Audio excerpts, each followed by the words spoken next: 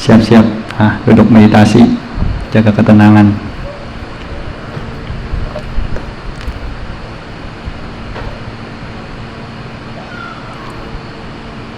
Sambil dengar arahan, dengar instruksi, jadi pikiran bisa tahan. Kalau mungkin suruh langsung duduk begitu saja, baru 1 menit, 2 menit juga sudah mulai jenuh, tidak ada pegangan. Tapi kalau sambil dengar, ada yang masuk ke telinga, jadi ada yang membuat pikiran itu tidak sampai merasa begitu tidak tahan, tapi suara yang masuk juga tidak perlu diingat-ingat, tidak perlu dihafalkan, sekedar cukup dengar, tahu, mengerti, lalu lepaskan. Mengerti itu apa maksudnya, mengerti lalu lepaskan, mengerti lalu lepaskan. Nah, ini salah satu bentuk mendengarkan Dhamma atau mendengarkan desana, bukan untuk mengingat, bukan untuk menghafalkan. Jadi pada saat kita berada di tempat mana yang mana mayoritas orang-orang yang berada di tempat tersebut memiliki tujuan untuk cari ketenangan maka diri kita pun hendaknya menempatkan diri juga demikian, selayaknya orang yang mencari ketenangan. Kalau cari ketenangan dengan cara banyak berbicara, banyak mengobrol, banyak teriak-teriak, juga bukannya dapat ketenangan.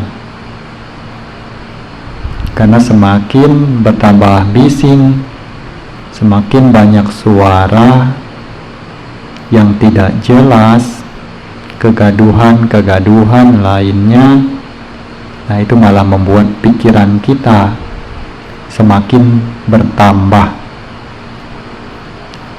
tidak nyaman. Makanya ketika ada saat untuk cari ketenangan, maka kita pun jaga agar diri kita mengeluarkan suara itu seminimal mungkin, sesedikit mungkin, sebagaimana yang dapat diupayakan. Selain salah satu bentuk untuk menghargai orang-orang lainnya, juga merupakan bentuk untuk diri kita menjaga dan melatih diri. Jadi makanya kedamaian itu dirasa begitu mahal sekali harganya, begitu teramat berharga, karena tidak mudah bagi kita untuk menemukannya. Terkadang mungkin sekalipun di tempat pribadi, di dalam kamar sendiri, bisa saja dari ruang sebelah atau dari rumah sebelah juga ada suara-suara gaduh, entah suara musik, entah suara dari televisi, entah suara apa atau apa lagi. Namun di sini ketika datang sampai di wihara, umumnya suara-suara tersebut tidak begitu kentara, walaupun mungkin saja ada sepintas-sepintas, tetapi karena memang tempat yang mengkondisikan untuk cari ketenangan, maka suara-suara itu pun terkesan tidaklah begitu berarti. Ditambah lagi dengan pengkondisian dari lingkungan yang memang sudah merupakan tempatnya, jadi membuat suasana hati kita itu semakin lebih damai lagi. Apalagi kalau lihat ke depan altar, lihat guru agung kita sedang duduk bersama di, maka di sana kita akan cukup untuk dapatkan seperti kedamaian yang beliau juga sedang duduk di sana. Walaupun hanya sekedar patung, sekedar rupa, tetapi ada unsur yang mana memberikan kesan agar suasana di sekitarnya itu memiliki kedamaian. Jadi ketika kita tahu tempat di mana kita berada, kita harus berpraktek seperti bagaimana. Lalu selanjutnya kita konsentrasikan pikiran kita pada nafas masuk dan nafas keluar, yang merupakan unsur angin yang begitu berharga sekali dalam hidup kita. Karena kalau nafas ini masuk tidak lagi keluar, juga hidup kita selesai di sana.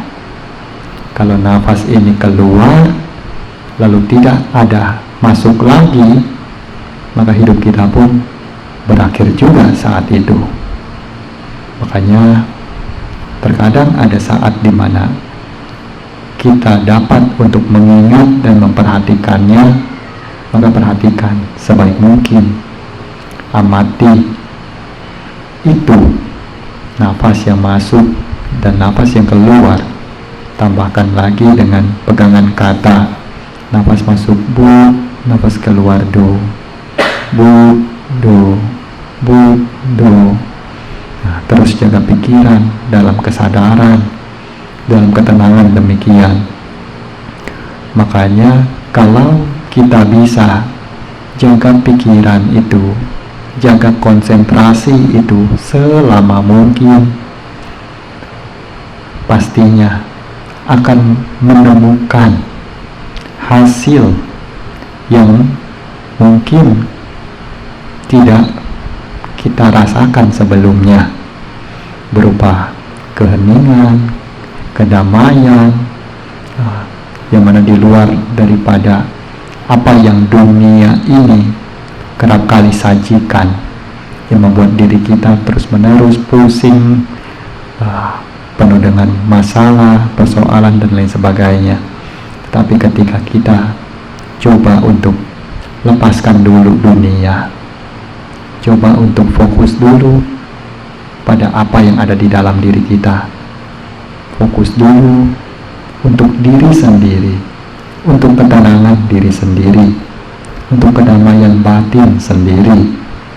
Hanya fokus Buddho, Buddho, Buddho, tanpa perlu pikir macam-macam.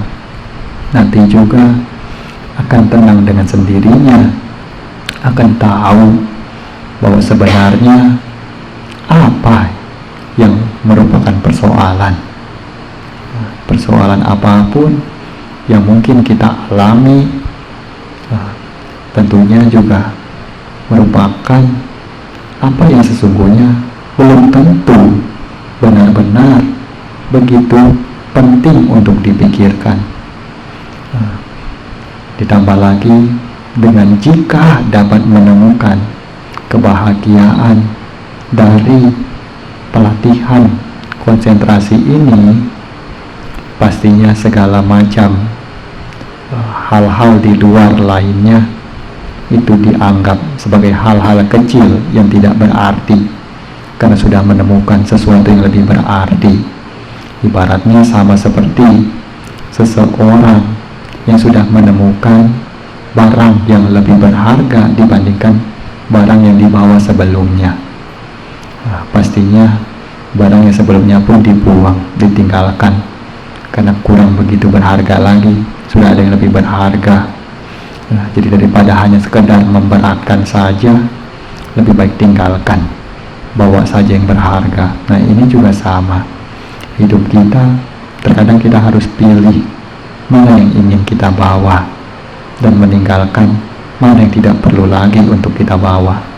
Jadi pilihlah untuk bawa kedamaian, untuk bawa ketenangan, untuk bawa kebahagiaan di dalam diri, lalu tinggalkan segala macam kebahagiaan yang palsu, kesenangan yang semu, yang tidak tahu entah akan menjadi duri di dalam daging di kemudian hari.